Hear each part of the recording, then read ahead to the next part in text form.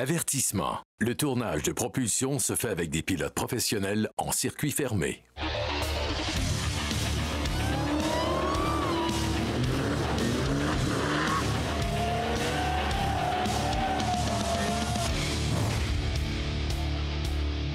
Cette semaine à Propulsion, un petit tour en Colombie-Britannique avec la toute nouvelle Mazda 6, le musée Pontiac à Pontiac et un comparatif non légitime entre le BMW X1 et la Mercedes GLA.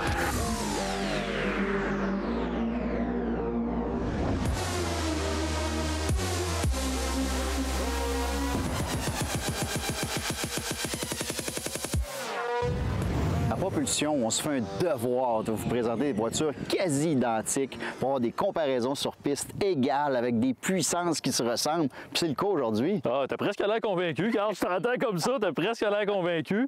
J'essaie de te convaincre, toi. Ouais, c'est ce côté-là, j'étais un peu moins convaincu. Écoute, BMW X1, moteur 2 litres, 228 chevaux, contre quoi? 2 litres aussi. Ouais, je sais que t'as un 2 litres, mais laisse-nous plaisir d'annoncer c'est quoi que tu roules aujourd'hui. Le Mercedes GLA, qui est disponible, oui, dans le 250, qui serait le compétiteur direct, mais dans ce cas-là, Mercedes nous a fourni un GLA 45 AMG. C'est là que ça va plus, là. Ben pour moi, je trouve que ça va très, très bien. Avec 375 chevaux, 350 livres de coupe, une fusée, toi. Ça sonne bien à mes oreilles. Je pense que ça va bien sonner aussi pour les amateurs de l'émission, c'est sûr. Pour moi, par exemple, je risque d'être un peu désavantagé, ça, c'est sûr. D'après moi, tu vas prendre la grippe solide aujourd'hui. Penses-tu? Ouais, j'ai aucun mérite, là. On va se le dire, là. C'est vraiment juste la voiture qui fait le travail, là. Ben écoute, on va arrêter de faire durer le suspense, puis on va y aller. Pas le choix, faut se commettre. Moi, je suis prêt, puis je vais avoir du fun. Ah, je suis pas sûr. Hey, bonne journée, là. Merci. Hey. Bon, on va faire un 0-100 km. Je vous le dis tout de suite à la maison, Carl, il va me détruire complètement. Bon, on fait 1, 2, 3, paf. 1, 2, 3, go. 1, 2, 3. Tiens, on laisse partir Simon. Quand même une bonne puissance, une accélération qui est correcte. Mais là, regardez Carl à côté avec sa fusée. Hey, c'est vraiment rapide, là. C'est fourrette, la fusée. Beaucoup plus rapide que moi. Ouais, ça va être une journée assez rigolo au bureau, ça.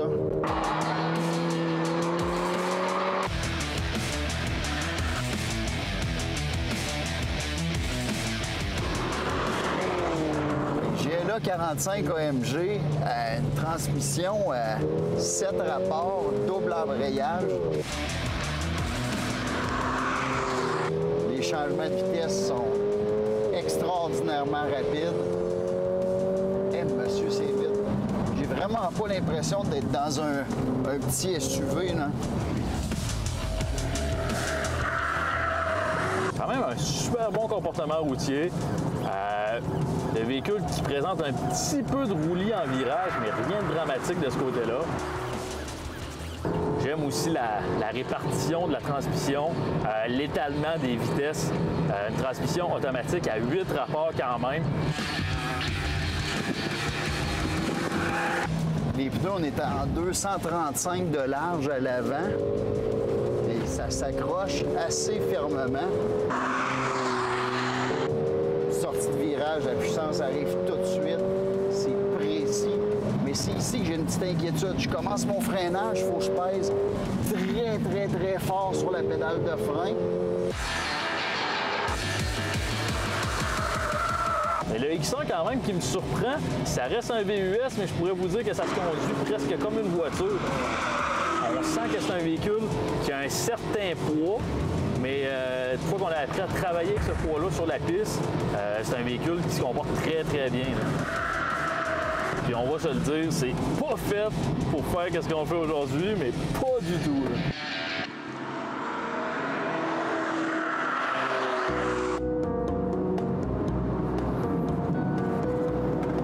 Le Carl qui doit se faire un plaisir justement de me dépasser.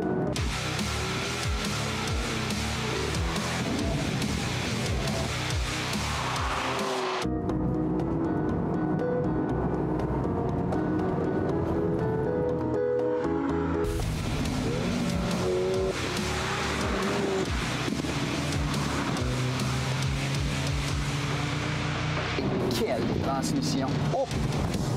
Puis le moteur, ça vaut la peine d'en parler. Là, on va refroidir le véhicule un petit peu parce que ça fait quand même pas mal de tours rapides que je fais au volant. Bien, Simon, la première chose qu'on remarque quand on regarde les véhicules, c'est que j'ai un immense turbocompresseur en avant. Ouais, j'avoue, c'est le mot, c'est immense. Un petit 2 litres, 375 chevaux, 350 livres de coupe, c'est énorme, là. Et là, il n'y a pas tant de délai que ça en termes d'accélération. Et la surpression maximale, 26,1 livres. C'est énorme. Ceux qui parlent en boost, 26,1 livres de boost. Ça, tu me l'apprends parce que c'est vraiment beaucoup. Une voiture normale, on peut parler parfois de 10 à 15 livres peut-être, ça va être beaucoup, mais 26 livres. C'est pour ça qu'ils sont capables de faire de la puissance comme ça. Là. Bonne petite mécanique là-dedans. J'avoue. De mon côté, c'était un peu moins excitant. J'ai un 2 litres aussi. Par contre, qui développe pas mal moins de puissance, on va se le dire. Un 2 litres qui développe 228 chevaux, 258 livres-pieds de coupe. Donc, c'est rien pour briser le mur du son assez rapidement. On parle d'un 100 km/h en 8 secondes. Toi, c'est quoi? On parle de 4,4, 0 à 100, vitesse limitée à 250. Il y a une option pour enlever le limiteur. OK. Puis, je t'ai-tu parlé du beau petit couvert en simili-carbone qu'il y a là-dessus, toi? Il est simili-carbone, puis il y a une coupe de simili-carbone à l'intérieur aussi. Je l'ai regardé tantôt, là, puis ça me laisse sceptique un peu. D'après moi, c'est juste de la frustration pour la puissance que tu n'as pas dans le BM. Là. Bon, ben, je vais retourner à la chasse au BMW.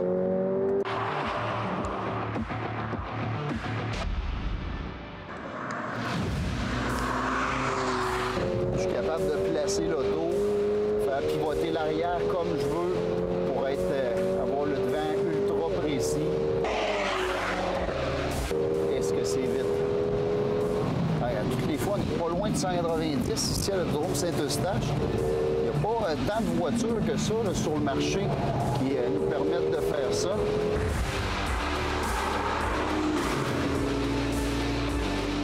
J'adore la position des leviers de changement de vitesse derrière le volant. Ça travaille très, très bien.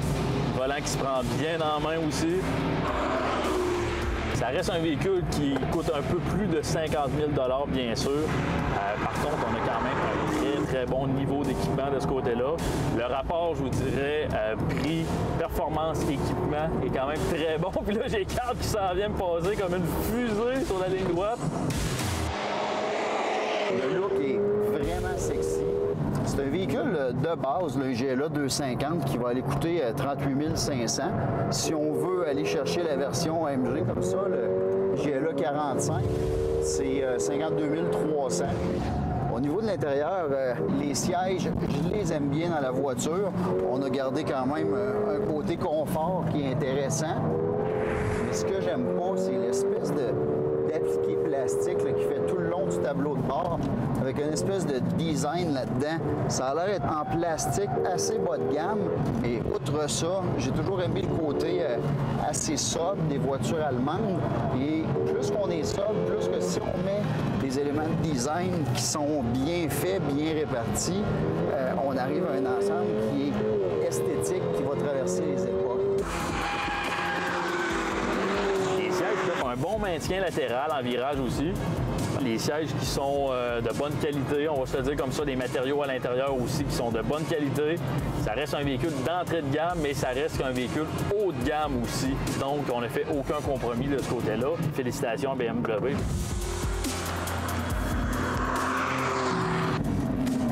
Ouais, les freins, pas impressionnant par contre. Il y a vraiment un long délai quand j'embarque sur les freins. Il faut que je pèse excessivement fort. Ça me surprend énormément.